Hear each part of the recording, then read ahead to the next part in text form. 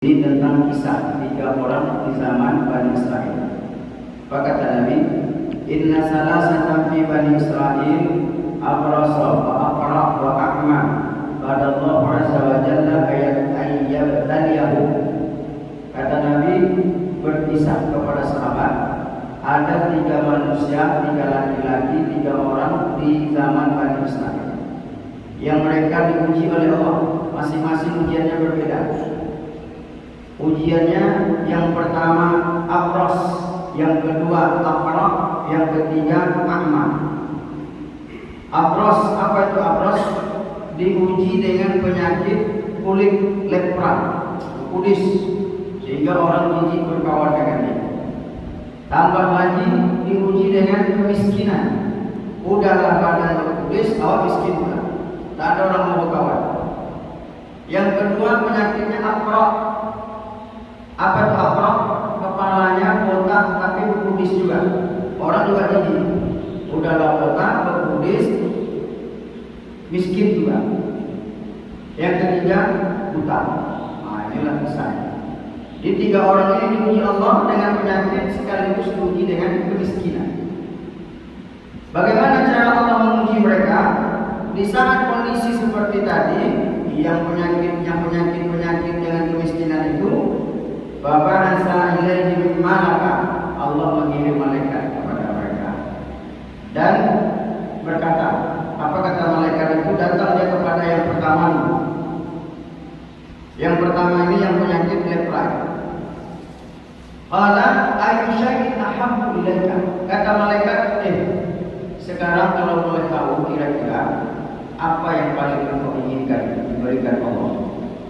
Apa yang betul-betul engkau hajatkan, engkau minta? Apa kata dia? Aku ingin launun hasanun wa jildun hasan. Aku ingin punya kulit yang bagus dan warna yang bagus. Aku ingin kudis-kudis yang ada di kulitku ini sehat. Aku ingin seperti orang kebanyakan. Kenapa? Karena kudis ini orang jijik dengan saya. Oleh malaikat kemudian diusaplah badannya. Alhamdulillah sembuh. Famasahahu fasahabahan. Dia usap badannya lalu hilanglah penyakitnya. Dan kulitnya kembali seperti kulit orang normal, bahkan lebih bagus lagi daripada orang kebanyakan. Nah, lalu ditanya lagi oleh malaikat, ayyul mali ahabbu ilaika. Sekarang kulitmu sudah sehat, badanmu sudah sembuh, penyakitmu sudah hilang. Apa lagi kira-kira yang kau mau? Harta apa yang kau minta? Dia minta, Bapak Ibu, ketika itu saya minta unta. Ya karena memang zaman itu unta itu lebar-lebar. Kalau dia di zaman kita mungkin ya dia minta Pajero Sport, unta. Oleh malaikat minta kepada Allah, lalu dikasihkan unta. Ini unta. Untanya dalam keadaan hamil, unta betina hamil. Kata malaikat, ini untanya sedang hamil tua, mudah-mudahan anaknya lahir dan bisa berkembang biak. Lalu malaikat itu pergi. Malaikat ini berubah wujud jadi manusia. Datang lagi kepada yang tua, yang tadi penyakit aqra, yang kepalanya berkudis tak berambut. Kalau kau apa yang kau mau? Sama permintaannya kau. Ternyata nikmat sehat ini memang nikmat paling utama. Saya ingin sehat. Makanya kata Nabi, nikmatani maqbulun fihi makatsirun minan nas. Ada 2 nikmat yang selalu dilalaikan oleh manusia. As-sihah wal firaq, nikmat sehat, nikmat sempat. Badan sehat, awak tak sempat dan jadi juga musik. Ada kesempatan, awak sakit dan jadi juga musik. Tapi kata Nabi, banyak orang dia sehat, dia sempat, tapi tidak pergi juga. Kenapa? Maqbul, lalai. Itulah ketika Nabi pernah bertanya kepada pendengar sahabat cerita-cerita orang kaya-kaya di sahabat itu, lalu Nabi bilang, la ba'sa bil ghina liman ittaqa. Kalian yang kaya-kaya ini tidak apa-apa, asalkan bertakwa. Karena kalau orang bertakwa dia kaya, maka kekayaannya berguna bagi dia, bagi orang banyak, berguna di dunia, berguna akhirat. Tapi kata Nabi, walakin nasihat, tapi sehat, hayrun minal ghina liman ittaqa. Tapi kesehatan itu lebih baik daripada kekayaan. Artinya Bapak Ibu, kalau boleh pilih kaya tapi sakit atau miskin tapi sehat, biarlah. Tak usahlah kaya-kaya kali, yang penting sehat. Saya tanya lalu ibu-ibu, Bu, kalau umpamanya bapak atau suami ibu menjadi orang kaya konglomerat, gajinya 1 miliar 1 bulan, mau nggak? Setiap tanggal 1 dikasihnya nih duit belanja, katakan 1 miliar, 1 miliar mau? Nah, salah 1 miliar 10 juta, mau? 1 miliar setiap bulan, 1 miliar, tapi ibu setruk. Kan? Pak Arif itu Ustaz. Tak mau. Aku pun ada 1 miliar setiap bulan, tapi bibir kencok. Ngomong makan bisa dia banyak. Makanya kata Nabi, sehat itu lebih baik daripada kaya. Biarlah kita seperti apa adanya ini. Tapi kalau yang paling baik, kaya badan sehat, awak tahan. Hidup baik, hidup di dunia ini bahagia, di akhirat masuk surga. Itulah mau yang apa jawabnya? Saya ingin sehat. Lalu diminta oleh malaikat, diusap kepalanya. Alhamdulillah pada Allah sehat. Apa lagi yang kau mau? Aku mau sapi. Hanya agak turun levelnya sih. Kalau tadi dia minta unta, kita sapi. Oleh malaikat diberikan sapi. Ini sapi sama sapi betina dan dibunting. Engkau pelihara, nanti lahir anaknya dan berkembang. Bisa jadi usaha. Baik, simpan. Datang lagi kepada yang utama. Apa yang kau mau? Sama. Saya pengen sehat. Mata ini tak bisa melihat. Saya ingin seperti orang-orang kebanyakan bisa melihat. Oleh malaikat diusap lagi, alhamdulillah sehat. Apa yang kau mau? Aku mau kambing. Nah, turun lebih kambing. Oleh malaikat dikasih. Ini hadis sahih. Oleh malaikat diberi kambing, lalu juga kambingnya sedang hamil. Ini kambing peliharalah, mudah-mudahan dia bisa berkembang biak. Maka malaikat pun pergi, tak datang-datang lagi. Sampai waktu yang cukup lama, malaikat baru datang lagi. Jadi setelah lama, ternyata usaha mereka ini berhasil ketiga-tiga. Yang punya unta berkembang biak sampai untanya itu sehamparan, satu lembah unta dia. Yang punya sapi begitu juga, sapinya berkembang biak sampai sapi dia juga tertandingi banyaknya.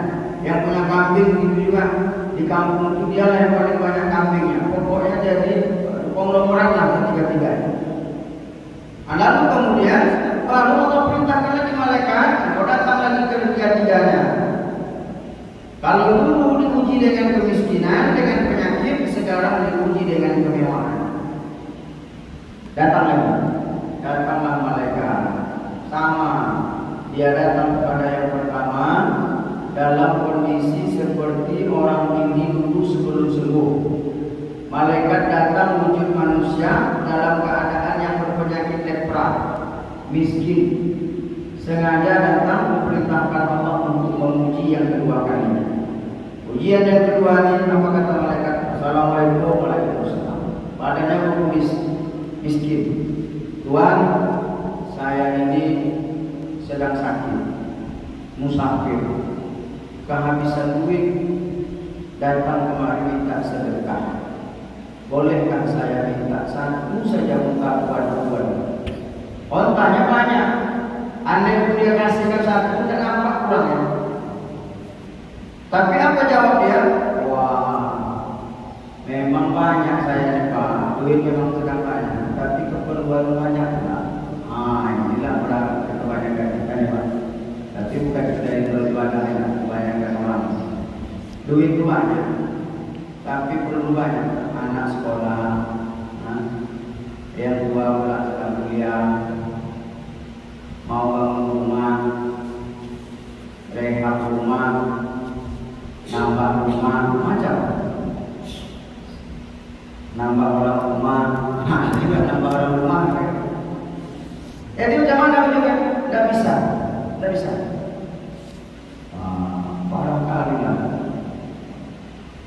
Malaikat ini mencoba mengingatkan dia balik, kalau tidak salah saya, kita pernah jumpa dulu dan lama. Engkau dulu miskin juga, penyakitan juga kayak saya. Bukankah ini semuanya ini dari Allah Ta'ala yang memberikan? Wah, sedikit bukan malah lain-lain katanya. Oh, mungkin kau salah orang. Ini semua ini bukan dari mana-mana katanya. Ini adalah harta warisan nenek moyang turun-temurun. Datuk kami kaya saya ke saya. Maka ini usaha-usaha keluarga dan dulu. Apa kata mereka? Ingkun kagadiban, sungguh terlalu engkau pandai bohong. Kalau engkau bohong, aku doakan semoga Allah mengembalikan kondisimu seperti dulu hendaknya. Didoakan dulu oleh mereka. Bangkrutlah kau balik, miskinlah lagi. Lalu malaikat pergi. Datang kepada yang kedua, yang kemarin kepala bertulis tadi. Sama permintaan mereka dalam keadaan kepala bertulis lalu kemudian miskin. Tuhan, saya ini orang miskin, kepala bertulis, penyakitan, boleh saya minta sedekah? Sapi satu jadilah. Sama jawabannya. Mohon maaf saya tidak bisa bantu karena keperluan sedang banyak. Diingatkan juga oleh malaikat, dulu kau juga kan miskin, tolonglah sama-sama orang miskin. Oh maaf, ini bukan harta apa, ini adalah warisan nenek moyang. Dijawablah oleh malaikat, ingkun takdziban, kalau engkau berbohong, maka aku doakan semoga Allah kembalikan engkau seperti yang dulu lagi. Habis itu datang lagi malaikat kepada yang buta kemarin, yang punya kambing. Bagaimana Tuhan, saya minta tolong nih, saya buta, tak ada lagi dagangan untuk melanjutkan perjalanan, mintalah saya pada satu ekor kambing yang banyak. Apa jawab si buta tadi? Tuhan, saya dulu juga pernah menjadi seperti Tuhan, buta, miskin, tak ada orang mau menolong. Karena itu Allah berikan saya kembali penglihatan. Rasanya sangat bersyukur kepada Allah. Jadi kalau hanya seekor kambing itu tak ada apa-apanya dibandingkan nikmat yang Allah berikan kepada saya. Oleh karena itu kalau Tuhan mau ambillah, jangankan satu, berapapun Tuhan ambil, saya tidak akan menuntut sampai hari kiamat. Ini yang ketiga. Maka didoakan oleh malaikat, tabarakallah fiha. Semoga engkau diberkahi oleh Allah Subhanahu wa taala. Semoga usaha berkembang biak. Semoga engkau dilindungi dari musibah pada bencana. Didoakan oleh malaikat. Nah, ibu bapak sekalian dalam Allah Ta'ala, ada beberapa pelajaran dan hikmah yang mau kita ambil. Karena tak mungkin Nabi bercerita kalau tak ada pelajaran di dalam. Bahwa yang pertama, kadang-kadang dalam menghadapi ujian hidup ini banyak orang yang sukses berhasil ketika diuji dalam susah, diuji dalam miskin. Di saat susah, di saat miskin, tak pernah berhenti bangun tahajud tengah malam, minta kepada Allah. Di saat ada penyakit, keluarga sakit, anak-anak sakit, bangun ya Allah, menangis berderai air mata. Tetapi setelah Allah naikkan sedikit saja ekonomi hidupnya, mulailah dia lupa dan ibadah kepada Allah. Ini kebanyakan. Padahal ujian itu bukan hanya kesusahan, ujian itu bukan hanya kesulitan. Kemewahan, kekayaan, hidup senang itu juga bahagian dari ujian. Tetapi banyak orang berhasil diuji dalam susah, tetapi gagal ketika diuji dalam senang. Berhasil ketika diuji dalam miskin, tetapi kadang tidak berhasil kalau diuji dengan kekayaan. Lupa diri. Mudah-mudahan kisah ini membawa kita oleh Allah bahwa baik itu kesenangan, baik itu kesulitan, semuanya adalah bahagian dari ujian dari Allah Ta'ala. Di mana kita setelah diuji dengan susah, alhamdulillah berhasil. Dulu minta ya Allah, rumah kami kecil ya Allah, sulit, sumur payah, jauh di belakang, mau tahajud malah takut keluar rumah, kadang-kadang mau tahajud binatang buas. Mohon kami rezeki ya Allah, tambahlah rezeki kami, bisa menambah rumah. Akhirnya Allah kasih rezeki. Rumah tambah panjang belakang ke dapur masuk, Kalau dulu mau ke WC keluar rumah susah untuk tahajud malam. Sekarang dikasih Allah rezeki. Ini tidak hanya di dapur, di dalam kamar pun ada kamar mandi. Tapi setelah ada tidak juga tahajud. Ini tidak juga jadi sholat. Ini poin pertama. Yang kedua, Bapak Ibu, apa kata Nabi? Tidak ada satu hari pun yang dilewati oleh seorang hamba melainkan hari itu Allah turunkan dua malaikat. Yang kedua malaikat ini berdoa untuk kita. Malaikat pertama doanya apa? Allahumma hdihim fiqhan khalafa. Ya Allah, orang-orang yang bersedekah, berikanlah dia balasan dari sedekahnya itu harta yang lebih baik. Tapi sebaliknya, orang yang kikir, orang yang pahir, tak mau bersedekah, ada juga malaikat berdoa, Allahumma hdi, ya Allah berikanlah kepada orang yang tidak bersedekah itu apa? Talafa, kebinasaan. Jadi yang berinfak diberikan doa, yang tidak juga ada doanya. Nah, tinggal kita pilih Pak, mau doa yang mana. Nah, ini di penghujung-penghujung Ramadan ini, kata Nabi, taharru lailatul qadar bil asril awakhir min Ramadan. Carilah malam Lailatul Qadar itu di malam-malam terakhir dari bulan Ramadan, 10 malam terakhir. Tidak perlu kita perlu apakah itu malam ke-20, malam ke-21, malam ke-22, ke-23. Yang penting apa? Setiap malam kita beramal. Di antara amalnya apa? Sedekah. Malam buka, bawa duit 5.000 bagus, 10.000 bagus, 50.000 bagus. Pokoknya jangan sampai perek. Jangan sampai satu malam pun berlalu tanpa sedekah. Kenapa? Karena sedekah di malam Lailatul Qadar sama dengan bersedekah khairun min alfi syahr, lebih baik dari 1000 bulan.